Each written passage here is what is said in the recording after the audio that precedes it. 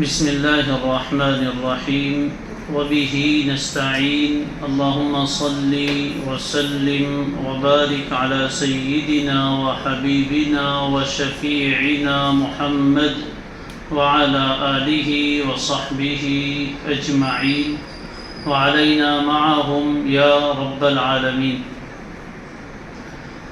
باب فی الوسوسۃ۔ کتاب الایمان میں یہ ایک اور باب بیان فرما رہے ہیں وسوسہ کے بیان میں۔ ایمان بھی ایک قلبی شے ہے جو دل کے اندر جگہ پکڑتی ہے اور بڑی گراں مایہ اور قیمتی نعمت ہے۔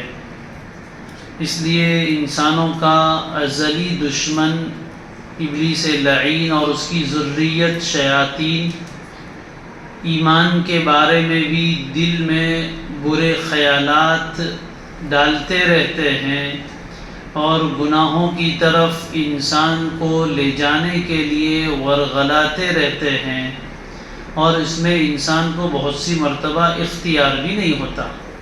اس لیے اس بات کو یہاں بیان فرما رہے ہیں کہ کون سے خیالات اور کون سے وساوس مضر اور نقصان دہ ہو سکتے ہیں اور کون سے نہیں۔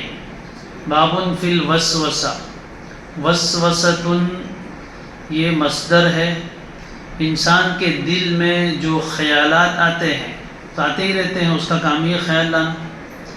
تو انسان کے دل میں جو خیالات آتے ہیں اگر وہ برائی کی طرف لے جائے، گناہ کی طرف دعوت دے تو اس کو وسوسہ کہا جائے گا، اور اگر اچھے خیالات آئیں، وہ خیالات فضائل کی طرف لے جائے، خیرات اور نیکیوں اور حسنات کی طرف لے جائے تو اس کو کہیں گے الہام۔ تو دل میں آنے والے خیالات کی دو قسمیں ہو گئی، نمبر ایک وسوسہ اور نمبر دو الہام۔ اگر وہ خیالات اچھے ہیں تو اس کو الہام کہتے ہیں، خیالات برے ہیں تو اس کو وسوسہ کہتے ہیں۔ آگے روایت آئے گی اچھے خیالات فرشتے کی ذریعے سے ڈالے جاتے ہیں اور برے خیالات شیطان کی طرف سے ڈالے جاتے ہیں۔ ہر انسان کے ساتھ ایک ملک و فرشتہ بھی موجود ہے اور ایک شیطان بھی موجود ہے۔ فرشتے کا کام اچھے خیالات ڈالنا ہے اور شیطان کا کام برے خیالات ڈالنا ہے۔ اب انسان کو دونوں باتوں میں اختیار دیا گیا ہے۔ اسی طریقے سے وسوسے کی پھر دو قسمیں ہو جائے گی، ایک تو ہے اختیاری اور ایک ہے غیر اختیاری۔ غیر اختیاری کا مطلب یہ ہے کہ اس میں انسان کا کوئی کنٹرول نہیں ہے، وہ نہیں چاہتا لیکن خیال آ رہا ہے۔ ایک ہے خیال کا آنا اور ایک ہے خیال کا لانا، دونوں چیزیں الگ ہیں۔ خیال کا آنا غیر اختیاری ہے اور لانا اختیاری ہے۔ ایک تو یہ کہ انسان بیٹھا ہے، مثال کے طور پر نماز پڑھ رہا ہے، وہ چاہ رہا ہے کہ نماز میں دھیان لگاؤں، لیکن رہ کے گناہ کا خیال آ رہا ہے، خود سے ہی لا نہیں رہا ہے، خود سے ہی وہ خیال دل میں پیدا ہو رہا ہے، تو اس میں انسان کو کوئی اختیار بھی نہیں ہے۔ اور لا یکلف اللہ نفسا الا وسعها، انسان کو اللہ نے اتنے ہی چیز کا مکلف بنایا ہے جس میں اس کو اختیار ہوتا ہے۔ جن چیزوں میں انسان کا اختیار نہیں ہے ان چیزوں کا وہ مکلف بھی نہیں ہے۔ مثال کے طور پر کوئی آدمی بیٹھا ہے اور بیٹھے بیٹھے خواہ اس کو چوری کا خیال آ گیا کہ میں چوری کروں، تو خیال آنے سے اس کو کوئی گناہ نہیں ہوگا، اس لیے کہ اس پر اس کا اختیار ہی نہیں ہے۔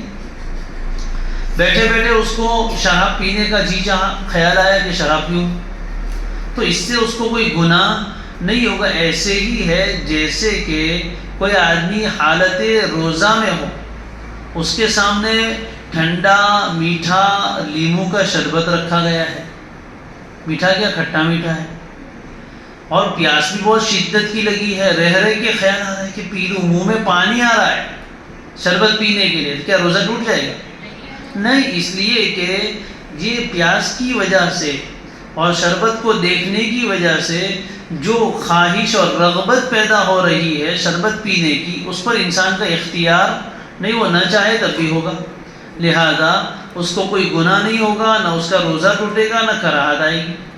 بات سمجھ میں آ گئی؟ اسی طرح کوئی آدمی کو خیالات خود سے آتے رہے تو اس سے اس کا کوئی نقصان نہیں ہے، اور ایک ہے خیالات لانا، یہ جو خیال آ گیا اس خیال کو پنپنے دیا، اس کو اپنا ارادہ بنا دیا، اس کو اور لے کر لذت لیتا رہا، تو یہ پھر اس کا اختیاری عمل ہے۔ تو آنا یہ تو غیر اختیاری ہے، لانا اختیاری ہے۔ آنا غیر اختیاری ہے، لیکن آنے کے بعد اس خیال کو تسلیم کر لیا، مان لیا، قبول کر لیا، تو پھر یہ اس کا اختیار ہو گیا۔ یہ جو دل میں خیالات آتے ہیں اس کی کئی قسمیں علماء نے بیان فرمائی ہے۔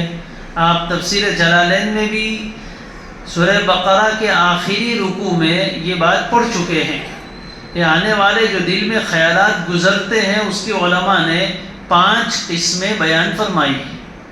نمبر 1 حاجس، نمبر 2 خاطر، نمبر 3 حدیث النفس، نمبر 4 ہم، اور نمبر 5 عزم۔ یہ 5 قسمیں ہیں، حاجس، خاطر، حدیث النفس، نمبر 4 ہم، اور نمبر 5 عزم۔ کس کو کہتے ہیں؟ دل میں ایک خیال آیا اور فوراً گزر گیا، ذرا بھی ٹھہرا نہیں۔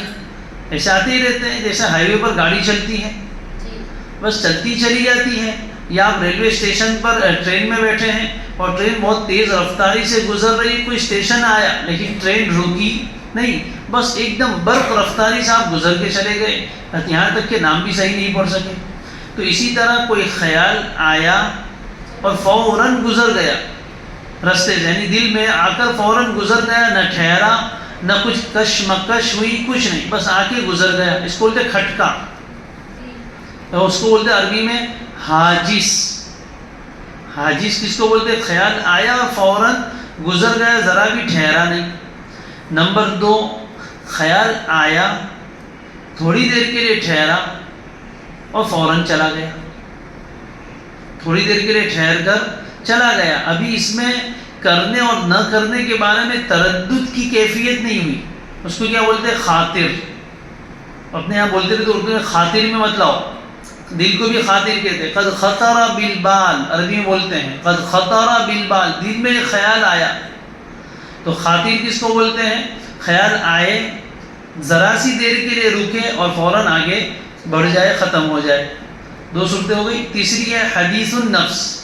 حدیث النفس واضح، حدیث کیا معنی بات، اور نفس معنی انسان کا دل، یعنی کوئی خیال آیا، ٹھہرا اور اتنی دیر تک ٹھہرا کہ نفس میں کچھ کشمکش بھی ہوئی۔ مثال کے طور پر کوئی کام کرنے کا ارادہ ہے، چاہے اچھا ہو یا برا، دونوں طرح کے خیالات آتے ہیں، تو کروں یا نہ کروں، کروں یا نہ کروں، دونوں طرف کے خیال آئے، تھوڑی دیر تک انسان اس کے ساتھ مشغول رہا، دل ہی دل میں اس کے بارے میں باتیں کرتا رہا، یہ تردد ہوا، اس کو کہتے ہیں حدیث النفس۔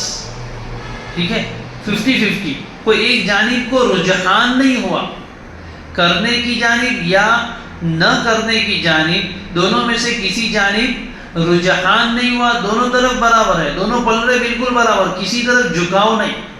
مثال کے طور پر کسی برائی کا خیال آیا دل میں، ایک طرف ہو رہا ہے کر لوں، دوسری طرف ہو رہا ہے نہ کروں، پھر ہو رہا ہے کر لوں، پھر ہو رہا ہے نہ کروں، تو یہ کرنا اور نہ کرنا دونوں جانب برابر ہے، کسی ایک جانب پلڑا جھکا نہیں ہے، رجحان نہیں پیدا ہوا، اس کو کیا کہتے ہیں؟ حدیث النفس۔ یہ تینوں قسمیں تو بالاتفاق عفو ہے، معاف ہے۔ اگر نیکی کا خیال حاجز، خاطر یا حدیث النفس بن کر آئے تو کوئی نیکی نہیں ملے گی، برائی کا خیال حاجز، خاطر یا حدیث النفس بن کر آئے تو کوئی گناہ نہیں ہوگا بالاتفاق۔ چوتھا درجہ کیا ہے؟ ہم بولتے نا، ہم دل میں سوار ہو جانا، خیال آیا، ٹھہرا، کشمکش بھی ہوئی اور ایک جانب کو رجحان بھی ہو گیا۔ ہر ایک میں ایک سٹیپ آگے بڑھنا ہے، خیال آیا، ٹھہرا، کشمکش ہوئی، کروں یا نہ کروں، لیکن کوئی ایک جانب، کرنے کی جانب یا نہ کرنے کی جانب میں رجحان بھی ہو گیا، تو اس کو کیا بولتے ہیں؟ ہم۔ اگر نیکی کا ہے تو ثواب ملے گا اور گناہ کا ہے تو کچھ نہیں، اس کو یاد رکھنا ہے ہم کو۔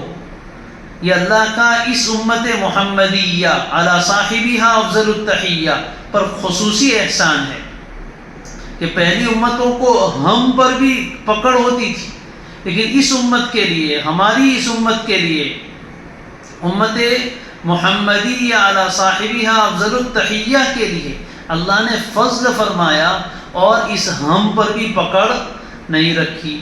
یعنی مثال کے طور پر کسی آدمی کو زنا کا خیال آیا، گناہ ہے کبیرہ، اللہ ہم سب کی حفاظت فرمائے، خیال دل میں آیا کہ کروں، لیکن پھر آیا کہ نہیں کروں، لیکن پھر آیا کہ کروں، کرتے کرتے اس کے دل میں زنا کرنے کا خیال غالب ہو گیا، اگرچہ وہ کر نہیں سکا لیکن غالب ہو گیا، تو اس کو بھی اللہ نے معاف کیا کہ اس پر پکڑ نہیں ہوگی۔ اور اگر نیکی کا ارادہ ہے، مثال کے طور پر 2 رکعت نماز پڑھنے کا خیال آیا، پھر ہے کہ یار نہیں پڑھنا ہے، پھر ہے کہ پڑھنا ہے، نہیں پڑھنا، ایک کشمکش چل رہی ہے، یہاں تک کہ پڑھنے کا خیال غالب آ گیا، تو یہ نیکی کا ہم ہے، اس پر کیا ملے گا؟ ثواب مل جائے گا، یہ فضل ہو۔ تو پہلی 3 قسمت تو ہماری بحث سے خارج ہے، سب کے لیے معاف ہے۔ چوتھی قسم اس امت کے لیے معاف ہے، اگر گناہ میں ہے تو کوئی گناہ نہیں، اور نیکی میں ہے تو ثواب ملے گا۔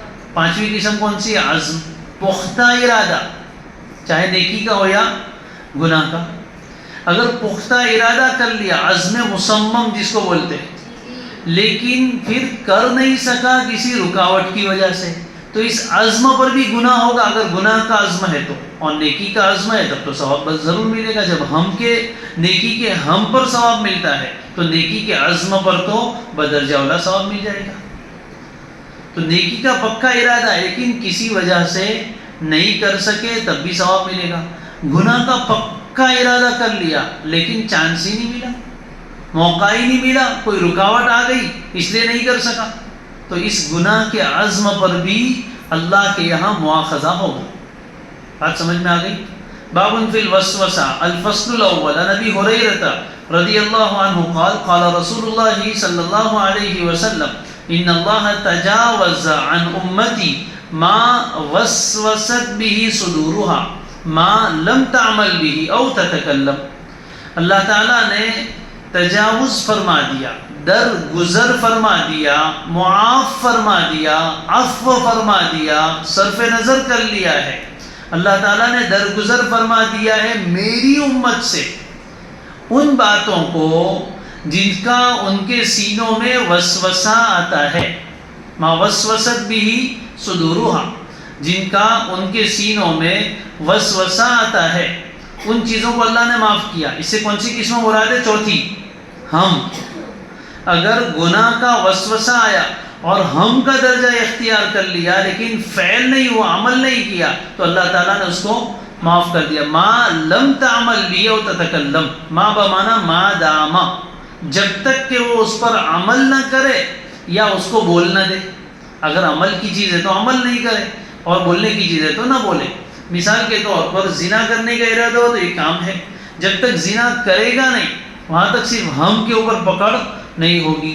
یا بولنے کی، جھوٹ بولنے کا ارادہ ہوا لیکن بولا نہیں تو گناہ پر پکڑ نہیں ہوگی۔ کسی کے بارے میں غیبت کا خیال آیا لیکن اس نے زبان سے وہ غیبت نہیں نکالی، دل میں ارادہ ہوا، دل میں خیال آیا لیکن زبان سے بولا نہیں، تو اس پر پکڑ نہیں ہوگی، اللہ نے معاف کیا۔ لیکن اگر عمل کر لے گا تو ڈبل گناہ ملے گا، عمل کا بھی اور عزم کا بھی۔ عمل کیا اس کا بھی گناہ، اور جو نیکی برائی کا عزم پکا کیا تھا اس پر بھی پکڑ ڈبل۔ بعض حضرات فرماتے ہیں، اور بعض کہتے ہیں عمل پر ہی پکڑ ہوگی۔ بہرحال تو تجاوز سے مراد کون سی صورت معاف کی؟ چوتھی، جس کو ہم کہتے ہیں۔ اگر گناہ کا ہم پیدا ہوا پھر بھی اگر آدمی نے عمل نہیں کیا تو اس پر اس کو اللہ تعالیٰ کے یہاں پکڑ نہیں ہوگی، اللہ نے معاف فرما دی۔ لیکن اس کا تعلق اعمال سے ہے جس کو اعضاء سے کیا جاتا ہے۔ باقی جو مساوی اخلاق ہیں، برے اخلاق، جیسے تکبر، جی، کینہ، یہ سب تو دل میں ہی رہتا ہے، حسد، تو یہ تو دل سے ہی تعلق رکھتا ہے، اس میں بولنے کا اور کرنے کا کچھ ہوتا نہیں ہے۔ تو اس حدیث میں اس سے بحث نہیں ہے، قلبی اخلاق سے بحث نہیں ہے، بلکہ اعمال سے متعلق جو خیالات اور ارادے دل میں آتے ہیں جن کو وساوس کہتے ہیں، اس کے بارے میں اس حدیث میں بیان فرمایا گیا ہے۔ بات سمجھ میں آ گئی؟ تو یہ اللہ تعالیٰ کا اس امت پر احسان ہے کہ وسوسوں پر پکڑ نہیں ہے۔ اللہ تعالیٰ برے وساوس سے ہماری پوری حفاظت فرمائے۔ یہ پورا ایک نظام ہے، روایت آگے آ رہی ہے، اس سے انشاءاللہ معلوم ہوگا کہ کس طریقے سے وسوسے آتے ہیں اور شیطان کیسے خیالات ڈالتا ہے اور کس طرح انسان کے اندر وہ خیالات سرایت کرتے ہیں، وہ سب تفصیلات انشاءاللہ آگے کی روایتوں میں آ رہی ہے۔